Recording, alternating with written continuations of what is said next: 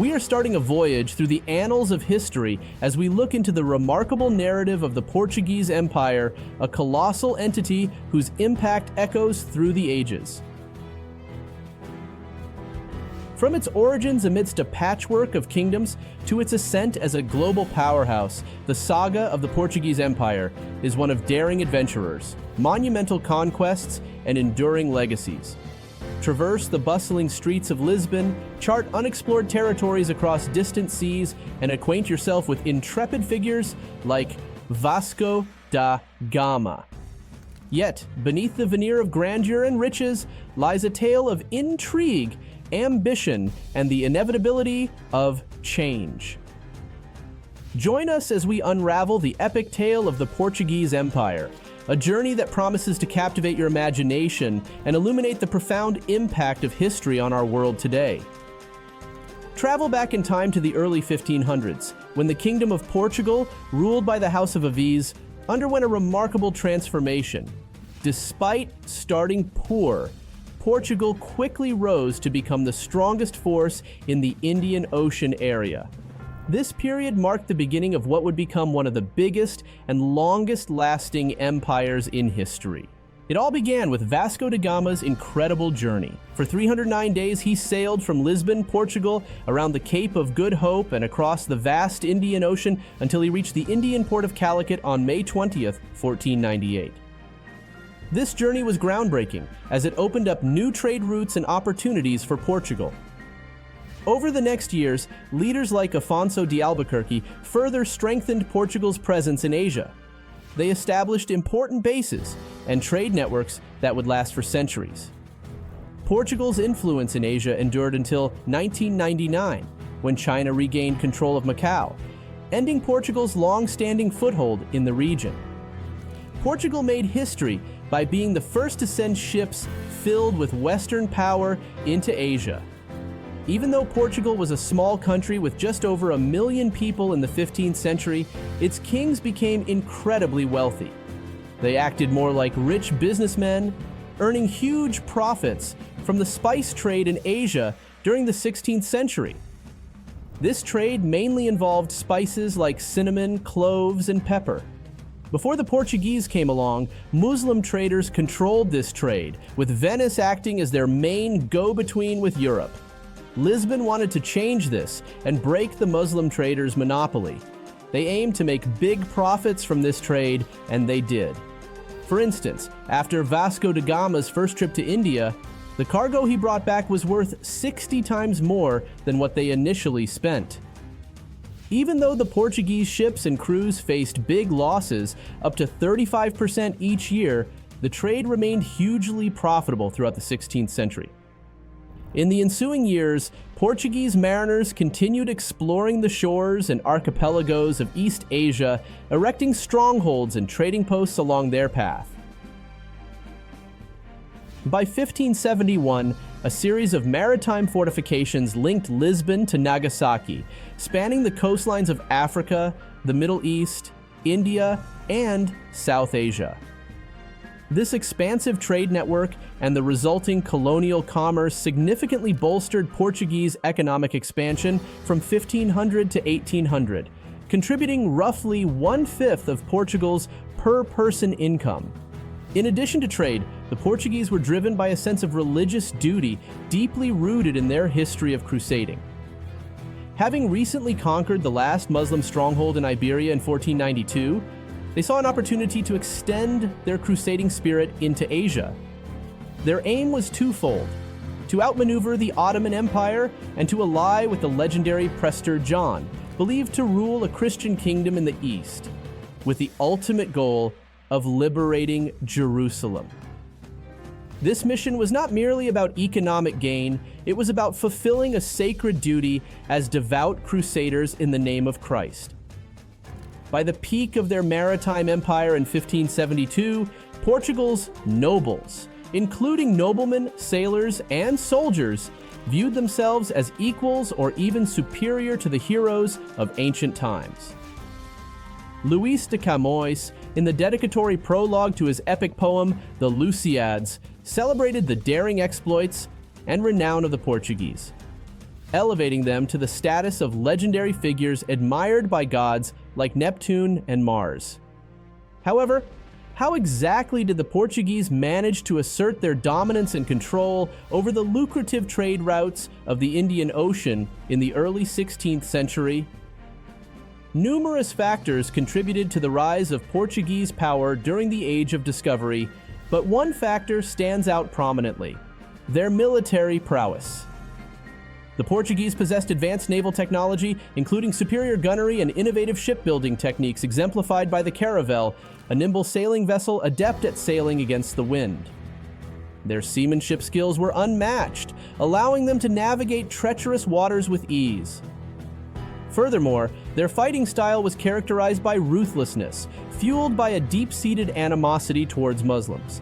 According to historian Crowley, the Portuguese employed an unyielding ethic of revenge, viewing themselves as crusaders against Islam. This mindset was deeply ingrained in their military strategy, which prioritized intimidation and terror as tools of control.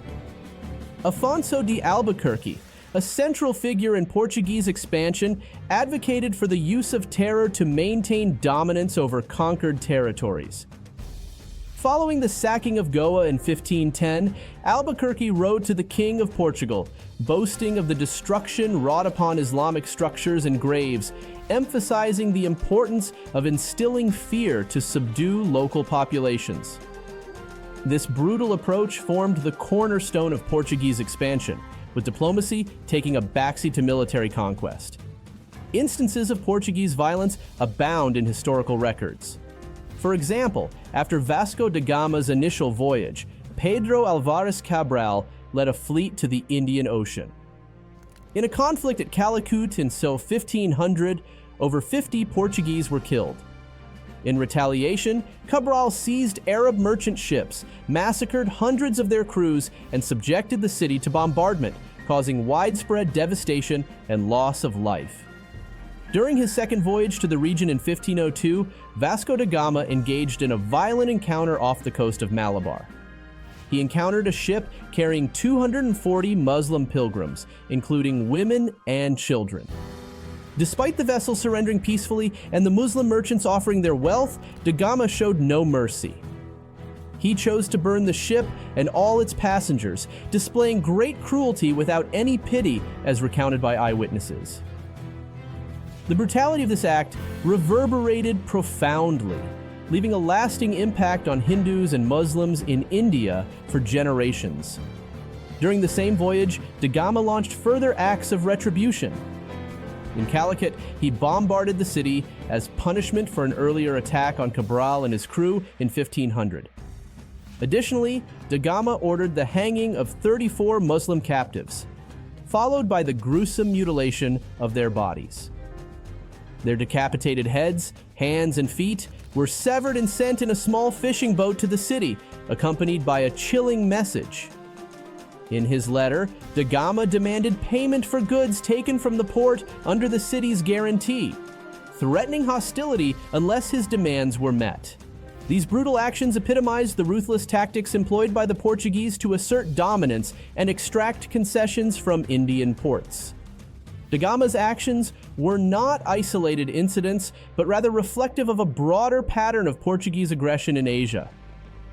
In December 1508, Portuguese naval forces launched a devastating assault on the Indian port city of Dabal, breaching its defenses and mercilessly slaughtering its inhabitants before setting the city ablaze. This ruthless attack was a response to an earlier defeat suffered by Portuguese forces at the hands of an Egyptian Mamluk fleet in the harbor of Chaul.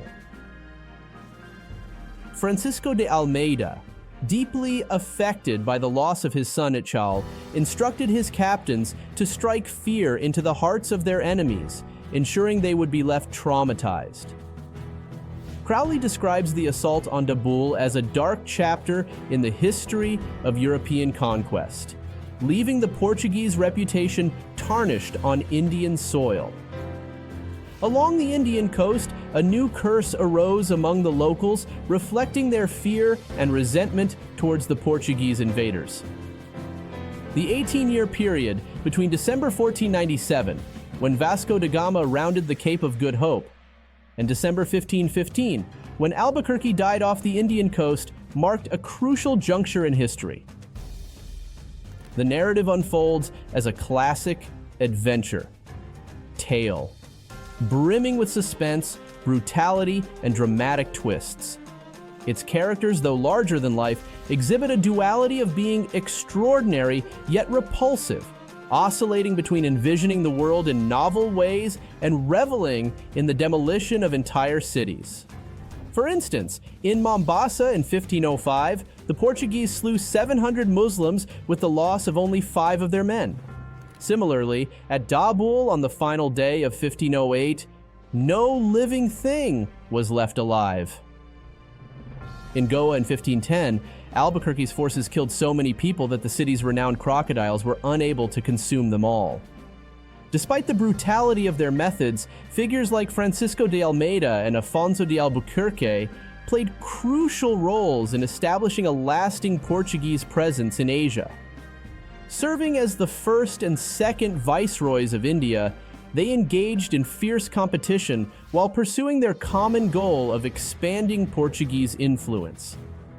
Some historians argue that Albuquerque's success stemmed from internal divisions within India rather than any inherent European superiority. Crowley highlights the pervasive discord among the Portuguese ranks. Lisbon's royal court was fraught with intrigue, and Albuquerque faced opposition from his captains, with an assassination attempt made against him in 1514. Similarly, the notion of Christian civilization's inherent superiority over Muslim and Hindu cultures appears dubious in Crowley's narrative. Lisbon, depicted as more akin to the Wild West than a bastion of Renaissance enlightenment, was characterized by widespread ignorance about India. It took Portuguese explorers years to discern that Hinduism was a distinct religion, not merely a variant of Christianity. Upon this realization, many also conceded, as articulated by one Italian merchant, that India's cultures are superior to us in infinite ways except when it comes to fighting. Under Almeida's leadership, Portugal established a network of fortified trading bases and robust coastal forts, laying the groundwork for the Estado de India, the Portuguese Empire in the east. Albuquerque, on the other hand, sought to control strategic points of the Indian Ocean, aiming to dominate the region's lucrative trade routes. Despite failing to dominate all trade routes in the Indian Ocean, Albuquerque successfully captured key territories such as Goa and Malacca, marking significant milestones in Portugal's presence in Asia. Goa, often referred to as the Rome of the East, and Malacca, a vital port at the eastern gateway to the Indian Ocean, were strategic prizes recognized by Albuquerque as crucial centers of trade. By securing control over Goa and Malacca, Albuquerque solidified Portugal's foothold in Asia and paved the way for further expansion into Southeast and East Asia. His leadership was instrumental in shaping Portugal into a formidable Asian power by the time of his death in 1515 off the coast of Goa. According to Crowley, Albuquerque's approach to empire building was revolutionary. Recognizing the limitations of Portugal's small population, he advocated for a strategy focused on maritime dominance and the establishment of fortified coastal positions. This innovative approach prioritized naval supremacy, technological advancements in navigation and fortification, and sustained investment in shipbuilding and human capital. However, the Portuguese faced formidable challenges in their quest for dominance. Despite their efforts, they were unable to achieve a monopoly over the spice trade, sharing control with the Mamluks in Cairo. Nonetheless, the Portuguese presence in Asia significantly impacted European spice consumption, leading to a dramatic increase during the 16th century. The Portuguese embraced a flexible model of empire, relying on their expertise in sea power and the construction of defensible forts to control vast maritime territories. Their commitment to continuous improvement and long-term investment allowed them to exert influence over trade routes and resources across expansive distances, laying the groundwork for a new era of maritime empire building. Combat, particularly involving ships, cannons, and fierceness, emerged as the decisive factor in the Portuguese dominance of the Indian Ocean region. Portuguese sailors honed their skills in shipbuilding, crafting vessels capable of navigating the treacherous Atlantic waters in search of favorable winds to navigate around Africa's southern tip. Despite enduring hardships such as dysentery, scurvy, and thirst, they persisted in their quest. However, merely reaching India was not enough. It was the possession of formidable weaponry that truly tipped the scales in favor of the Europeans. The combination of advanced ships and powerful cannons bestowed upon the Europeans supremacy over the seas. Even when Indians attempted to level the playing field by acquiring or replicating European armaments and hiring European advisors, they could not match the Portuguese in combat prowess.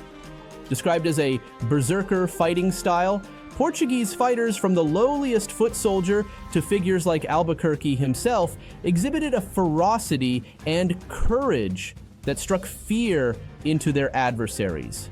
While occasional bouts of indiscipline led to setbacks, more often than not, their opponents, be they Africans, Indians, Arabs, or Turks, were forced to retreat in the face of the Portuguese onslaught.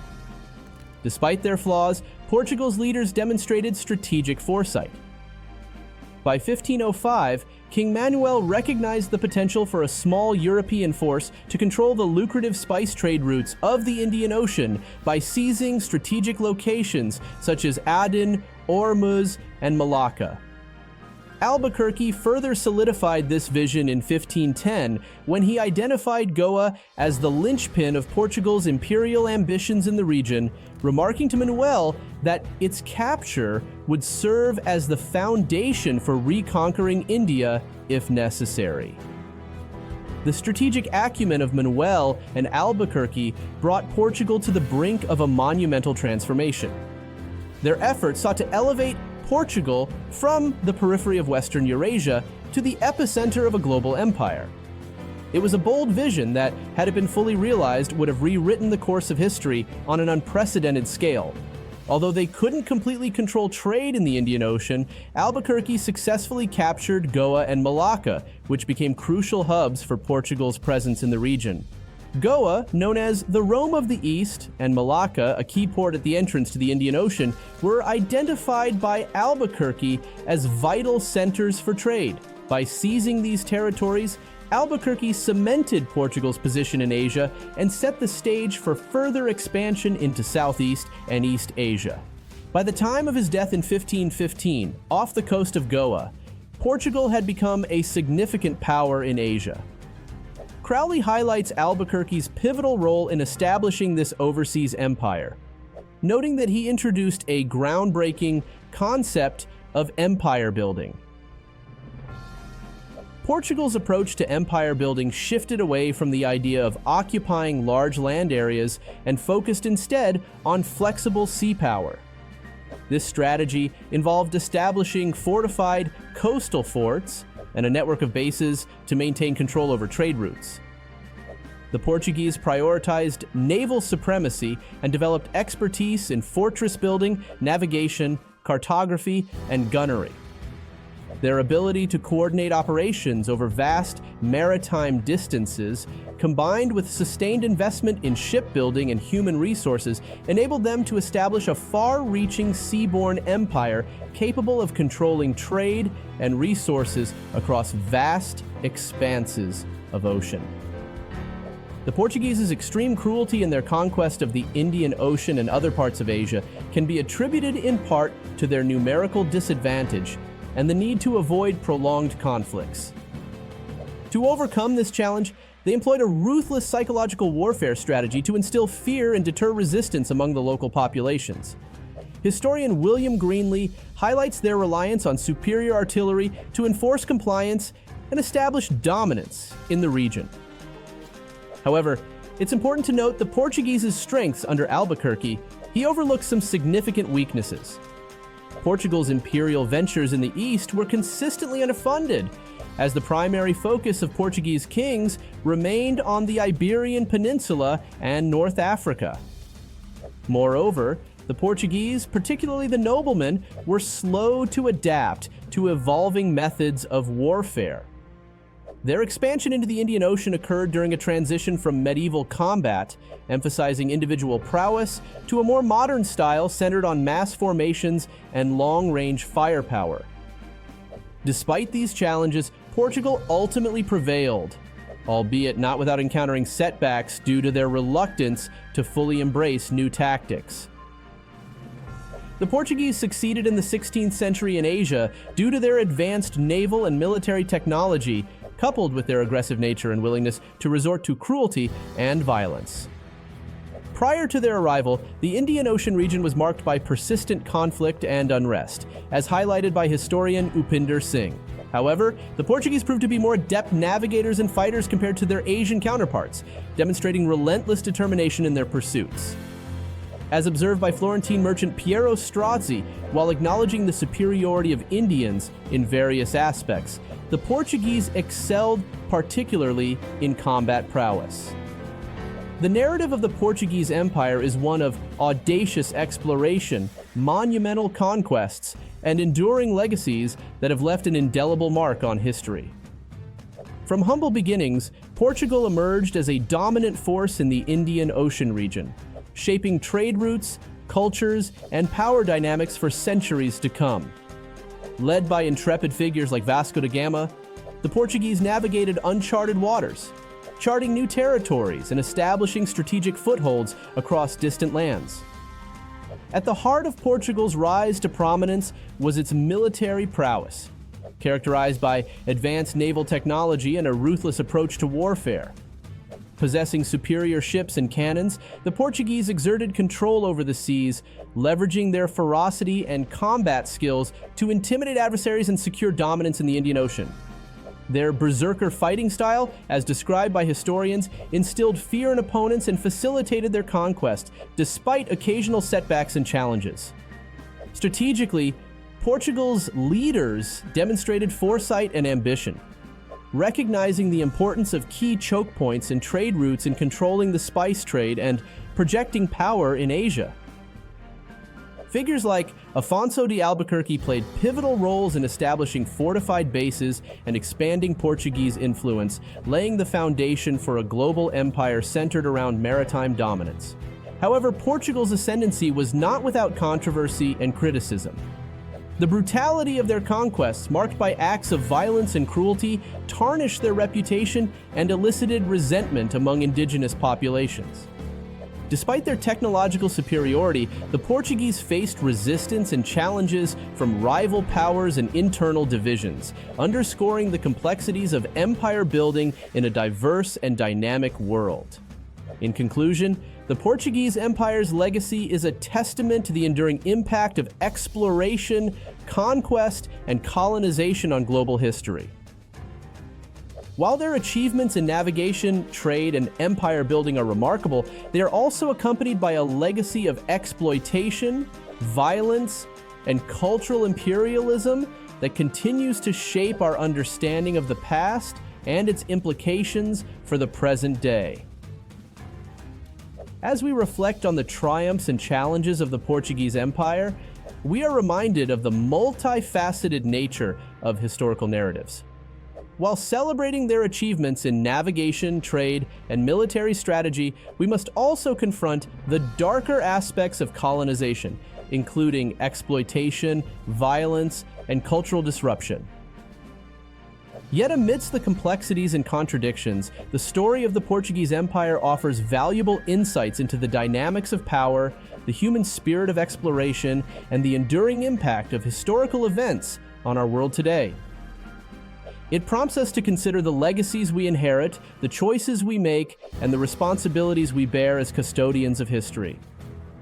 As we continue to navigate the currents of the present and chart the course of the future, may we draw inspiration from the lessons of the past, striving to build a world marked by understanding, cooperation, and mutual respect.